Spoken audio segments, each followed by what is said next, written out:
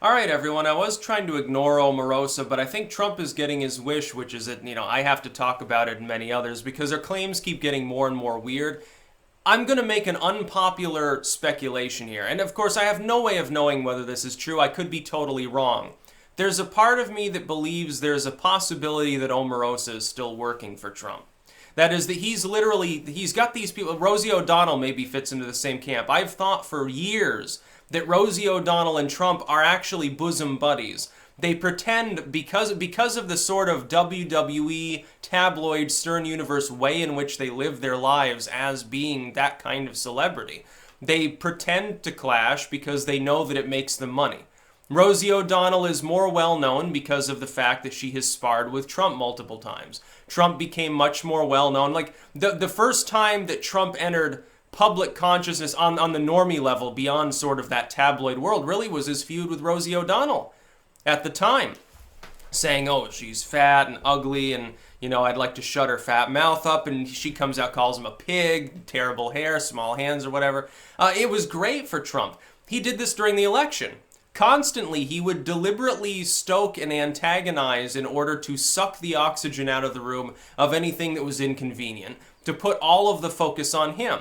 What's happening here? Now, Omarosa is, by all means, I don't think that he thinks that she's derpy at all. I think that he realized how intelligent she was, which is why she was on his team to begin with.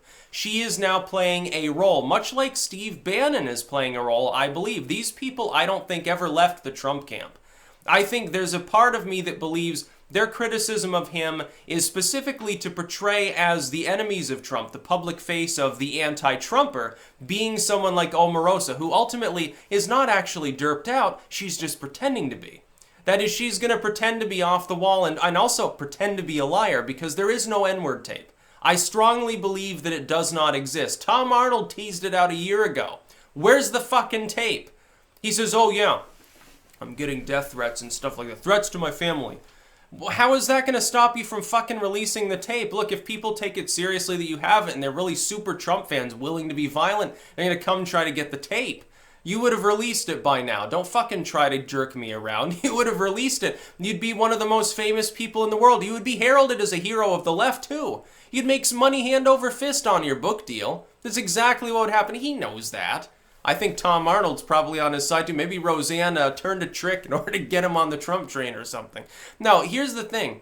All of the tape she's releasing, it's like, who fucking cares?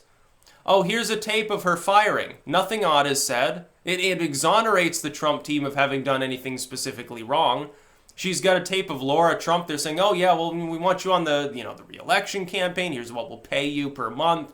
It's comparable to what you've been making. No problem. It's basically, by the way, if you put these things together, and now we've got a tape of Trump saying, well, they chose to let you go. I wasn't aware of it.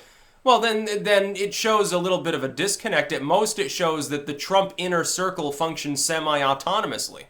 What's the fucking problem with that? Nobody cares. This sort of tabloid stuff is what follows Trump everywhere anyway. He loves this. I'm sure he's laughing right now. He probably, when people say he's depressed, he doesn't like being president, he's not used to this lifestyle, he's living exactly the way he wants to, obviously, which is a problem for the deep state, I think, more than anything else. Now, here's the thing. I think there's a good chance she's still on his payroll. I think there's a good chance that the Trump inner circle pays people behind the scenes very, very well to play Shakespearean-style roles. Be the villain. We're going to use you as a punching bag. We will pay you very well for this. You're never going to have to work again. We're talking bigly money. That's essentially what he offers them. Is somebody has come in, they show a talent for being able to do the dramatic thing, like a Steve Bannon, like an Omarosa, like a Rosie O'Donnell, and then they send them out, they pretend that they hate each other all of a sudden. Like, yeah, so Omarosa, here's the thing. She's leaking audio, she's doing stupid shit, and Trump calls her up and says, well, I don't think that you should be fired. Bullshit, it's a setup. That's what I honestly think. I think there's a 99% chance there is no N-word tape, and if there was, there's a pretty good chance it would never be released anyway. And by the way, I mean, for all intents and purposes, do you think that Trump's superfans would even care? Oh yeah, years ago he used a racial slur. Does that affect the economy? Has that caused unemployment to rise? A lot of people, honestly, I don't think would give a fuck at this point. And then those that don't like Trump, they don't need such a tape. And it's almost a lose-lose proposition. They already hate Trump. They can't hate him any more than they already do. And she's making claims that she apparently can't back up. Look, if you have this magical tape, it's like with Veritas. Veritas did this once during the last election. They released a lot of good pertinent info. But then they're like, well, we have earth-shattering, ground-shaking reporting that will take Hillary down. And they never fully delivered on that. So when they came out with stuff that was, yeah, it was interesting, yeah, it is definitely relevant in a political sense, ultimately it changed few minds. People who liked Veritas and Trump assumed it was true, but they weren't going to support Hillary. People who did weren't swayed. It swayed maybe one in a million people might have changed their votes because of anything done by Veritas other than their big releases with regards to, Bob Creamer and some of those idiots for the DNC. Most of the Hillary-related stuff, it's like, yeah, Hillary's corrupt.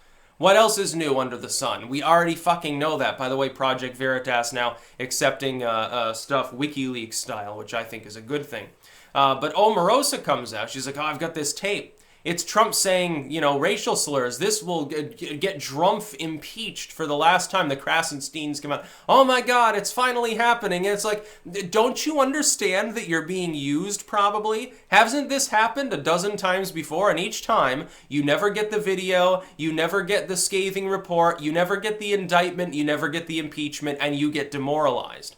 This is like trying to shape up, I think, in Trump's mind to be sort of his way of helping out during the midterms.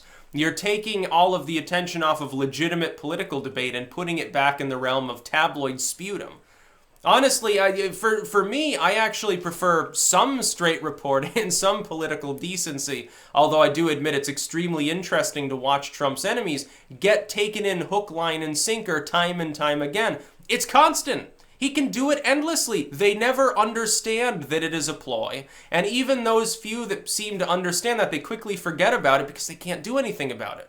How do you sidestep such an issue? And in a world where the corporate media now, the only way in which it can survive is to constantly browbeat or talk about, otherwise, Trump. It's the only way they can survive. It's the only thing so many people even give a fuck about at this point. Ebola epidemic, they don't even know it's going on.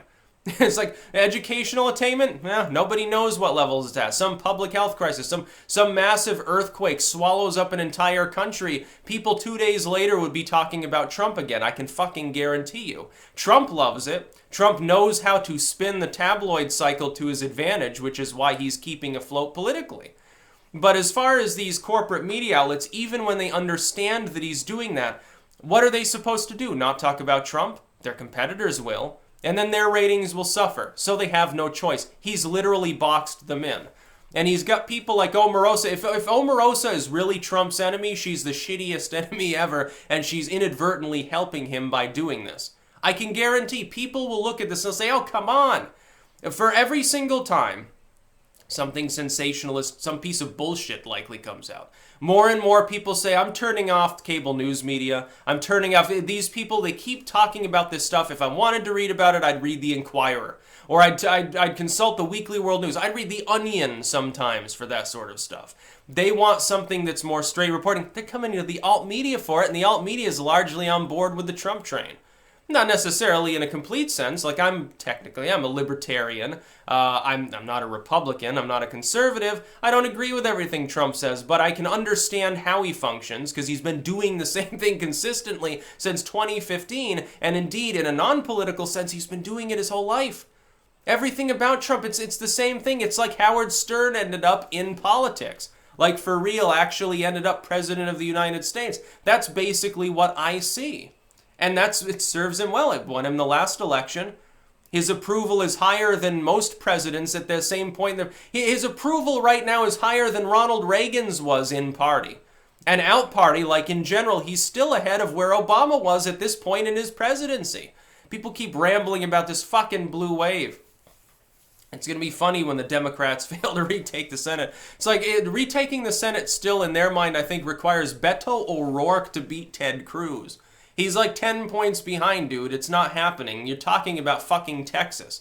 Talking about a state that is still overwhelmingly red, they will vote for Ted Cruz. No, Beto O'Rourke is not going to become a senator. And McCaskill there probably gets knocked off her pedestal and is out. So the Republicans are going to end up with 53, 54 seats in the Senate. That alone, even if you retake the House, where's the blue wave? That's not a wave election. That's, hey, we retook one of the pieces of Congress. For the next 2 years, Trump will successfully blame us for everything by saying we're obstructing him while the Senate's totally on board with everything he wants to do. Meanwhile, we won't be able to deliver our fans a blockage of Kavanaugh because he'll have a supermajority in the Senate. Nothing can stop him. He'll appoint everyone, rule by executive order, Obama style oddly enough, and he'll still maintain higher approval. He then gets reelected, we get totally demoralized, probably run some boring neoliberal who can't stand up to him in 2020. We are going to collapse as a party. The Democrats need to start reconfiguring their strategy on a very, very deep fundamental level, but they can't do that because the DNC is strangled by people from the last era of politics, basically. So I think Omarosa may very well be working for Trump because it's exactly, Trump took stock of what didn't work against him in 2016 and it's simply being replicated. Look, if she understands politics at all, she wouldn't be doing the tabloid attack style. It doesn't work. It makes Trump stronger. The only thing I can think of is that he's paying her to do this. I'm not joking. Part of me believes that's probably true. By the way, although this is the second and only morning video, I will be covering Manafort almost certainly today. If not, it's going to be tomorrow. They're going to come out with a verdict eventually. It's like it'd be funny if 2 weeks dragged on. It's still like Paul Manafort still in his cell as the jury deliberates. You know, will this ever end? It's like they just decide to deliberate forever. They're like, hey, you know, I'm unemployed. I need this jury salary. And hey, Manafort's in a cell, so it's okay. And it'd be very, very funny. That's about all. Peace out.